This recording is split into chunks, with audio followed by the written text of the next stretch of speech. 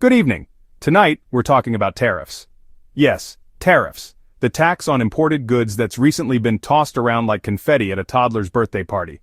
The idea is to protect domestic industries, but it's more like setting the garden on fire to save a houseplant. The result? Not a manufacturing renaissance, but a quiet exodus. Major American companies are looking at the numbers and deciding that made somewhere else is a better business strategy. They're not just grumbling. They're moving key operations abroad, which is the exact opposite of the intended effect. Tonight, we'll look at 5 household names shifting their operations overseas, not out of spite, but because of the cold logic of global trade. This isn't just about numbers, it's about jobs, communities, and the real consequences of economic policy. So, grab an imported beverage and let's count down the great American corporate migration. It's going to be eye-opening. First up, Apple, a company as American as apple pie. For years, Apple's iPhones were designed in California and assembled in China, a model of globalization. Then came the tariff war, and suddenly, importing from China got a lot more expensive. Apple responded by diversifying its manufacturing, nudging partners like Foxconn to set up shop in Vietnam and India. This wasn't a breakup with China, but a strategic, let's see other countries move. Apple poured billions into new supply chains, even producing flagship iPhones in India. The logistics are staggering. Training new workers, replicating complex processes, ensuring quality. Why go through all this? Because eating the tariff costs was worse. For consumers, not much changes except maybe the label on your iPhone. The tariffs aim to bring manufacturing to the US, but instead, Apple just shifted it within Asia. For China, it's a slow loss of a major client. For Vietnam and India, it's a jackpot. Apple now has leverage. If one country's policies shift, they can ramp up elsewhere. Building a plant in the US? Not happening. Labor costs and supply chain gaps make it a non-starter. So a policy meant to boost American industry ended up boosting India and Vietnam instead. Apple's move is a masterclass in corporate adaptation, sidestepping obstacles, not smashing through them. The company can now play countries off each other, always chasing the best deal. The irony? Very little of this new production is coming to the US. Apple's only allegiance is to the bottom line. It's a perfect example of how global capital operates today. Nimble, pragmatic, and flag agnostic.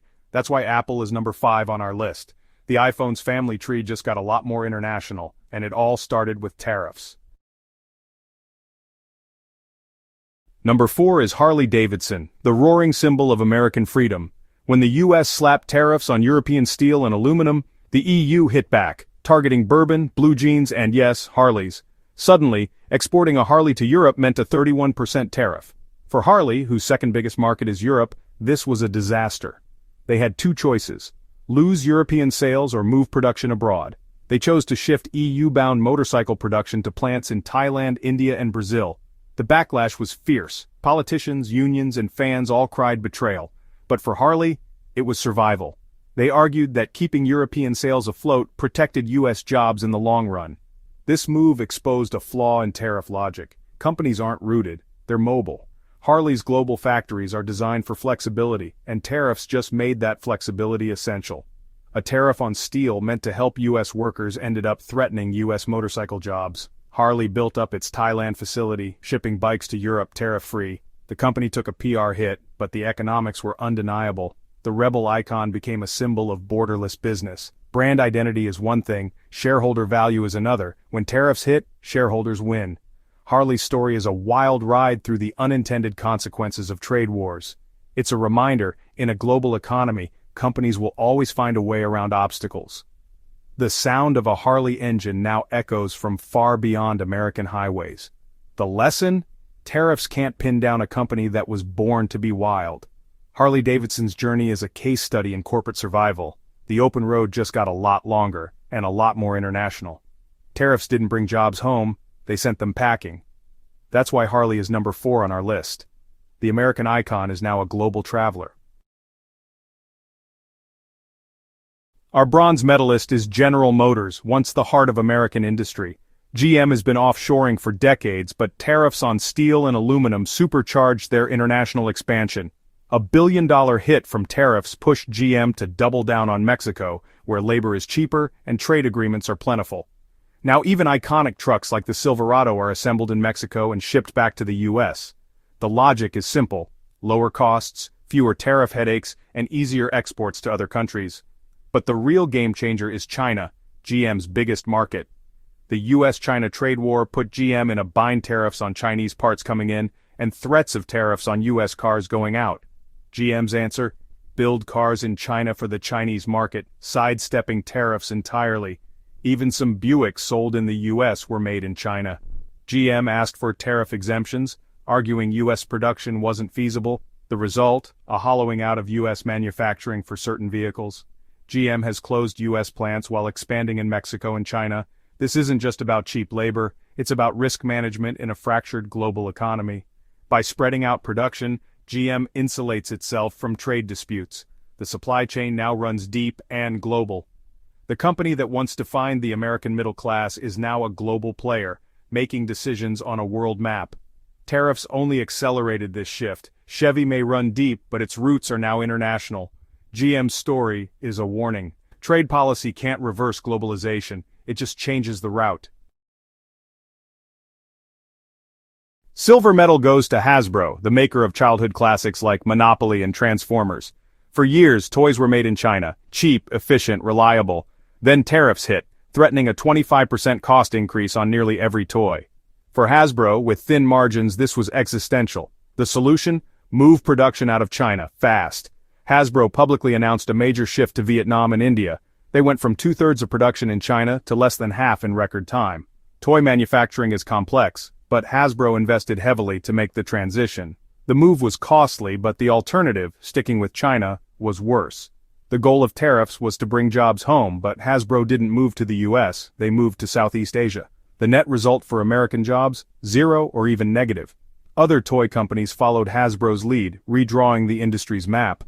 The tariffs didn't reshore manufacturing, they just shifted it. Mr. Potato Head, once made in the US, then China, now might come from Vietnam or India. Hasbro's story is a lesson in global adaptation. The real winners? Workers in Vietnam and India. The toy aisle is now a geography lesson in global trade. Tariffs didn't bring the toy story home, they just changed the setting. Hasbro's pivot is a canary in the coal mine for the whole industry. The drama is real, but the toys keep coming, just from new places. That's why Hasbro is number 2 on our list. The toy story is now a global epic. And at number 1, Stanley Black & Decker, the brand behind the tools in your garage. Ironically, a company built on American manufacturing has been one of the biggest movers abroad due to tariffs. Steel and aluminum tariffs hit them hard, raising costs by hundreds of millions. Add tariffs on Chinese components and their US business model was under siege. Their response? Build a massive new factory in Mexico. By assembling tools in Mexico, they bypassed US steel tariffs and Chinese component tariffs. Finished products could then enter the US under favorable trade terms. It was a masterstroke, using one trade policy to neutralize another. Stanley Black & Decker also shifted sourcing away from China, restructuring their global supply chain. The CEO was clear: produce more in the region where products are sold.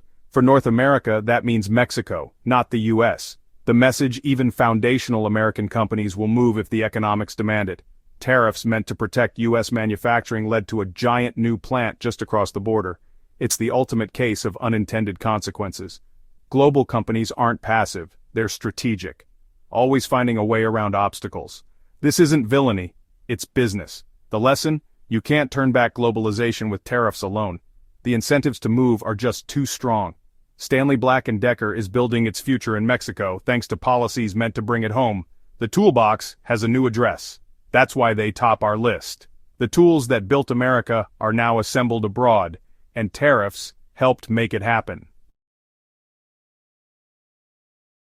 So there you have it, 5 iconic companies all choosing to move operations rather than absorb tariff costs. The result? Lost jobs and investment at home, with the benefits going to Vietnam, India, and Mexico. The supply chain hasn't come back to the US, it's just been rerouted.